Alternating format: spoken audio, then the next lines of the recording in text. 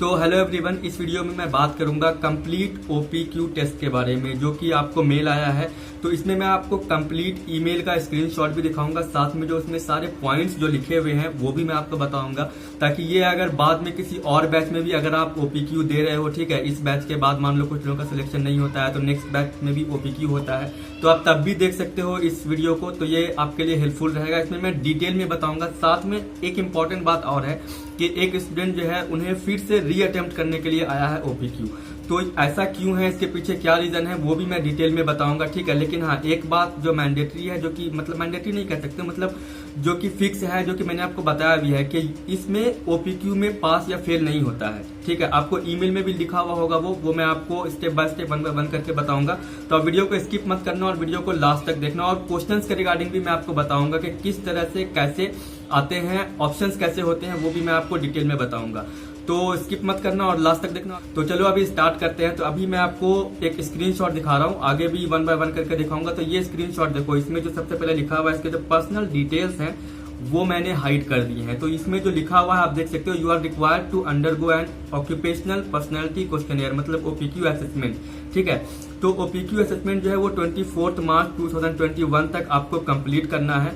तो आप जब इसे पूरा रीड करते हो, जो फर्स्ट वाला पैराग्राफ है, तो आप लास्ट में देख सकते हो, it is mandatory for applicants to take the assessment and it is not an elimination process, ठीक है। ये एलिमिनेशन प्रोसेस नहीं है, मतलब कहने का हुआ कि ओपीक्यू से आपके पास फेल पर कोई फर्क नहीं पड़ता या इससे आप एलिमिनेट नहीं होगे, ठीक है। ये एक प्रोसीजर है, ये एक प्रोसेस है जो कि आपको इसके साथ गुजरना पड़ेगा, मतलब ये आपको कंप्लीट करना पड़ेगा, ये एक मैंडेटरी प्रोसेस है। उसके बाद सेकंड पैरा में देखो दिया हुआ है कि 24 मार्च तक आपको कंप्लीट करना है, वो तो आपको समझ में आ ही रहा है। उसके बाद जो कुछ इंस्ट्रक्शन दिए हुए हैं वो भी मैं आपको बता रहा हूँ, ठीक है। तो आप उस बात को आप ध्यान से सुनना। तो देखो, आपको एक लिंक दिया गया है, उस लिंक के थ्रू जो है आपको इसे ओपन करना है और साथ में अपना पासवर्ड भी क्रिएट करना है। उसके बाद आपको सारा प्रोसेस दिया हुआ है और पॉइंट वाइज में वो सारी बातें लिखी हुई है कि next page would ask for the general details again and the page can be skipped by pressing next, ठीक है। उसके बाद फिर जो है नेक्स्ट पॉइंट है, तो जो मेन पॉइंट है वो मैं आपको बता देता हूँ, ठीक है, कि personality assessment page, click on take assessment link to start questionnaire. उसके बाद जो टाइमिंग के बारे में यहाँ पर दिया हुआ है कि questionnaire is not time bound, मतलब यहाँ पर टाइम का कुछ फिक्स नहीं है कि आपको इतने टाइम पे कंप्लीट करना है, बट हाँ, it would be advisable to complete the assessment within 25 minutes. अगर आप 25 मिनट के अंदर अंदर अगर कंप्लीट कर लेते हो तो दैट विल बी गुड, ठीक है। 25 मिनट के अंदर अंदर आप कोशिश करना, क्योंकि बहुत टफ क्वेश्चंस नहीं होते हैं, ठीक है। तो आप ये कोशिश एटलीस्ट कर सकते हो। उसके बाद देखो, इंपॉर्टेंट पॉइंट है जो कि आपको ध्यान से यहाँ पर सुनना है। आई थिंक आपको भी समझ में आ गया होगा जब आपने ये मेल रीड किया होगा। तो this OPQ is not a test, ठीक है, देर इज नो पास और फेल आउटकम। तो यहाँ पर साफ ये लिख दिया गया है कि पहले तो लिखा कि एलिमिनेशन प्रोसेस नहीं है, स्टार्टिंग में ही मैंने आपको बता दिया। अभी क्या है कि ये टेस्ट नहीं है, ठीक है। ओपीक्यू एक मतलब क्या है कि इसका जो आउटकम आएगा पास या फेल नहीं है इसमें, ठीक है। आपको ये एक प्रोसेस है, एक असेसमेंट है, आपको बस उसे समझ करके इसे देना है। दूसरी बात है कि इसमें कितने क्वेश्चंस रहेंगे, ये भी लिखा हुआ है कि 104 क्वेश्चंस रहेंगे, ठीक है।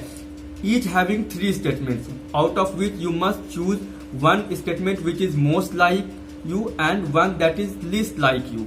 तो यहाँ पर क्या है, आपको जो क्वेश्चन रहेगा उसमें आप मतलब जो 3 स्टेटमेंट रहेगा उसमें आपको चूज करना है कि सबसे ज्यादा आप किससे एग्री करते हो या पसंद करते हो, और सबसे लीस्ट जो है, सबसे कम आप किस पॉइंट से एग्री करते हो, मतलब जो आपको ऑप्शन है, ठीक है, वहां पर।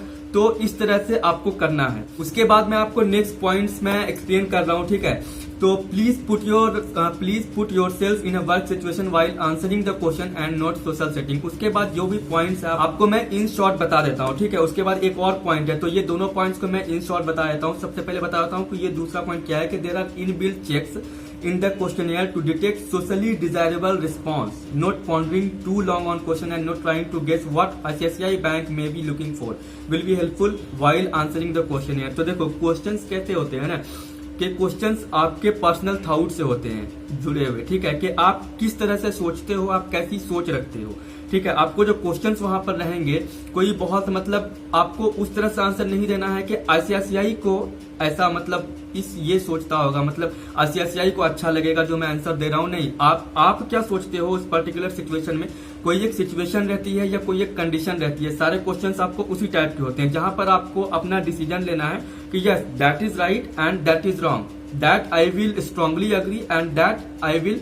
Strongly disagree. ठीक है, तो इस टाइप के क्वेश्चंस होते हैं। तो वहां पर आपके अपने जो सोशल थॉट्स होते हैं, आपके रोज के डेली लाइफ में जो भी आप मतलब जिस भी सिचुएशन या कंडीशन से गुजरते हो, तो आप किस तरह से सोचते हो, ठीक है, किस तरह से डिसीजन लेते हो, तो उस तरह के क्वेश्चंस वहां पर होते हैं। उसके साथ ही मैं एक बात और बता दूं जो कि इंपॉर्टेंट है, आपको एक ही टाइप के क्वेश्चंस 2 या 3 टाइम देखने को मिलेंगे, बट हाँ वो थोड़े थोड़े मतलब डिफरेंसेस होंगे। जैसे कि पहला क्वेश्चन है आपका, तो सेम क्वेश्चन आपको 8 या 10 क्वेश्चन के बाद फिर देखने को मिलेगा, बट वो उसी क्वेश्चन को थोड़ा सा लैंग्वेज जो है थोड़ा सा टफ कर दिया जाता है, बट ऐसा नहीं है कि वो आपके समझ में नहीं आएगा। तो इसीलिए मैंने एक वीडियो में बताया भी था और अभी बता रहा हूं कि आप अगर ध्यान से क्वेश्चन को पढ़ोगे तो विद इन 25 मिनट्स आप कंप्लीट कर जाओगे।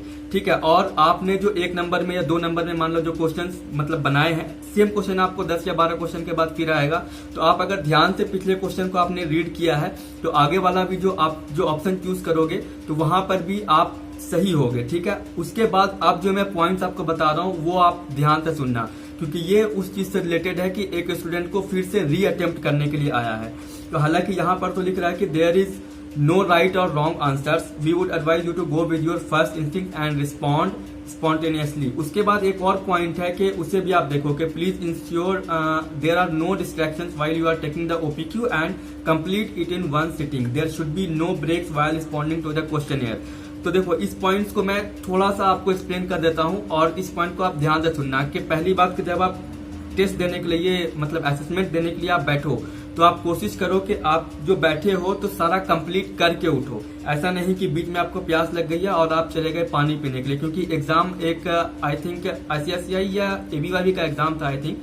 ठीक है, तो वहां पर एक स्टूडेंट ने क्या किया था कि कुछ इशू हो गया था, तो वो मतलब क्या कर रही थी कि पानी पीने चली गई बीच में, टेस्ट के ड्यूरेशन में वो पानी पीने चली गई, तो आई थिंक उसका फिर कैंसिल हो गया था। तो ये चीज आपको नहीं करनी है कि आप मतलब असेसमेंट के बीच में मतलब 50-60 क्वेश्चन बनाने के बाद आपको अचानक से पानी प्यास लग गया और आप पानी पीने के लिए चले गए, या कुछ भी ऐसा काम अगर आपको आ गया, किसी ने आवाज आपको दे दी और आप उठ करके चले गए वो करने के लिए, तो ऐसा मत करना। ठीक है, उसी वजह से कुछ मतलब प्रॉब्लम हुई थी आई थिंक, पता नहीं रीजन कुछ भी हो सकता है। तो उस स्टूडेंट को फिर से री अटेम्प्ट करने के लिए आया है, यहाँ पर साफ साफ लिखा हुआ, और उस ड्यूरेशन में आप ब्रेक नहीं ले सकते हो। आप अगर असेसमेंट के लिए बैठे हो तो उसे आप कंप्लीट कर करके उठो।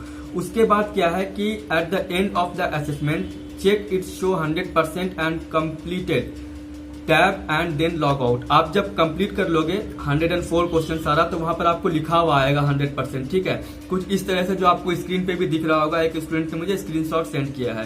तो जब अगर ऐसा आ जाए तो इट मीन्स कि आपका कंप्लीट हो गया है, आप अब उठ सकते हो, जा सकते हो। और हाँ, ऐसी जगह पे ऐसी प्लेस पे बैठो जहां पर ज्यादा शोरगुल ना हो, ठीक है, आवाज ना हो, थोड़ा सा मतलब आपको डिस्ट्रैक्शन ना हो, आप ऐसी जगह पर बैठ करके टेस्ट दो। ठीक है, तो अब आप जो है ये वाला स्क्रीनशॉट देखो, ये मुझे उस स्टूडेंट ने सेंड किया है, उन्हें ये मेल आया है री अटेम्प्ट करने के लिए।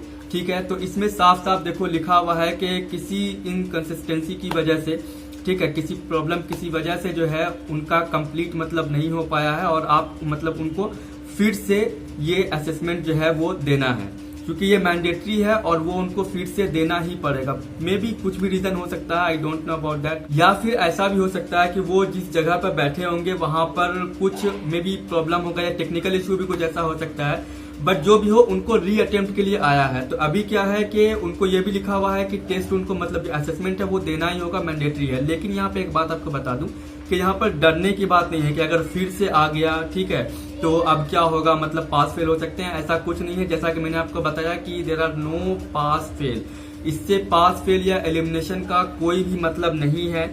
ठीक है, तो आपको अगर इंटरव्यू देना है तो आपको इस प्रोसेस से पहले गुजरना पड़ेगा, ये असेसमेंट आपको देना ही पड़ेगा और ये आप बेझिझक दे सकते हो, इसमें कोई पास फेल या एलिमिनेशन का प्रोसेस नहीं है। This is just a simple assessment, तो आप इसे वो समझ करके दो।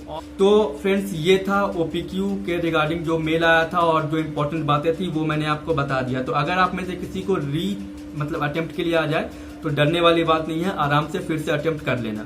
तो आई होप कि जो भी मैंने आपको बताया होगा वो आपके समझ में आया। अगर आपके अब कोई क्वेश्चन है तो आप कमेंट सेक्शन में कमेंट कर सकते हो, मैं रिप्लाई कर दूंगा।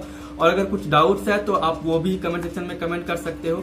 तो आई होप कि ये वीडियो आपको अच्छा लगा होगा। अगर ये वीडियो अच्छा लगा हो तो प्लीज वीडियो को लाइक करना, शेयर करना, कमेंट करना and don't forget to subscribe. और अगर इससे रिलेटेड कुछ वीडियो चाहिए तो आप मेरे चैनल के प्लेलिस्ट सेक्शन पे विजिट कर लो, वहां पे आपको सारे टाइप के वीडियोस मिल जाएंगे इससे रिलेटेड। ठीक है, तो फिर मिलते हैं नेक्स्ट वीडियो में। Thank you.